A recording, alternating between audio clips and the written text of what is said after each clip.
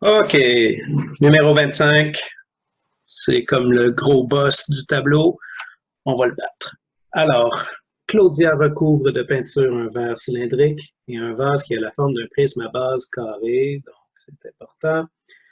Elle ne peint que la surface latérale. Alors, ça, il faut s'en rappeler. On fait seulement la face latérale, donc cette face-là et le, sur le contour ici du prisme. Un pot de peinture de 45 ml coûte 5 et couvre une surface de 800 cm². Claudia désire donner 2 couches, détail important, de peinture et utiliser une seule couleur. Combien devra-t-elle débourser? Donc, à la fin, on cherche de l'argent. Alors, on y va.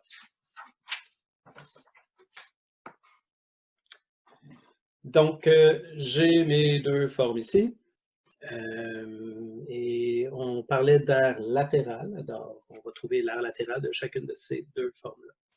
Alors, je commence avec mon cylindre.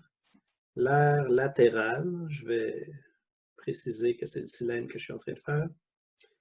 Donc, j'utilise la formule 2 pierres fois la hauteur.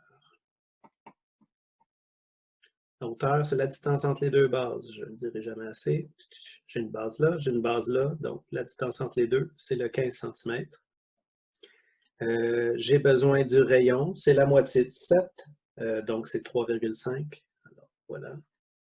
2 fois pi fois 3,5 fois la hauteur. Je vous rappelle, le 3,5, c'est la moitié du diamètre parce qu'on a besoin du rayon dans la formule. OK? Alors, on fait ce calcul-là avec calculatrice ou mentalement, dépendamment de votre niveau de calcul mental. Ça devrait donner ceci.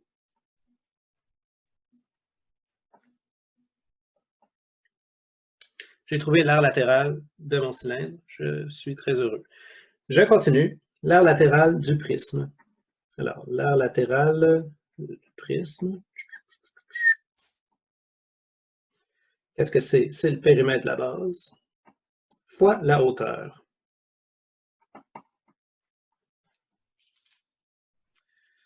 Donc, la base, on l'a identifiée ici. C'est le carré qui est en dessous. C'est un carré, c'est précisé dans le texte. J'ai une base là, j'ai une base là. Parfait. La hauteur, c'est la distance entre les deux, c'est mon 20. Le périmètre de la base, puisque le carré, c'est la base, alors on va calculer le périmètre. Le périmètre, c'est tout simplement d'additionner toutes les mesures des côtés. Donc, le périmètre, j'ai 4 côtés, c'est un carré. Ils mesurent toutes la même chose. Alors, j'ai 4 fois 15 cm. On va sauver du temps. On aurait pu faire 15 plus 15 plus 15 plus 15. Fois la hauteur. Distance entre les deux bases, c'est 20. Et on fait le calcul, ça donne 1200 cm². OK, j'ai mes deux aires latérales. Ça va bien. On continue. Donc, ça disait que c'était une seule couleur. Donc, en gros, on peut juste considérer ça comme une grosse surface. Alors, on va faire la somme. Donc, la surface totale. Surface totale.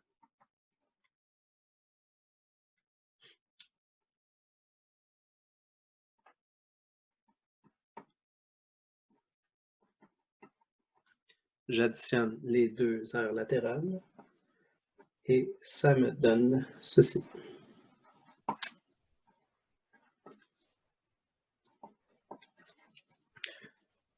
Autre information, on donne 2 couches, donc c'est 2 fois cette surface-là.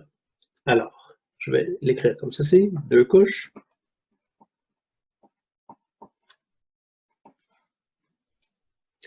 Alors, 2 couches, c'est 2 fois.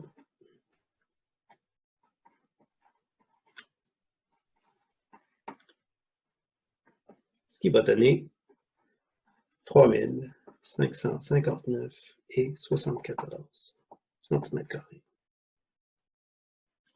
Ça, c'est mes 2 couches. Parfait. Je veux savoir maintenant combien de pots de peinture j'ai besoin.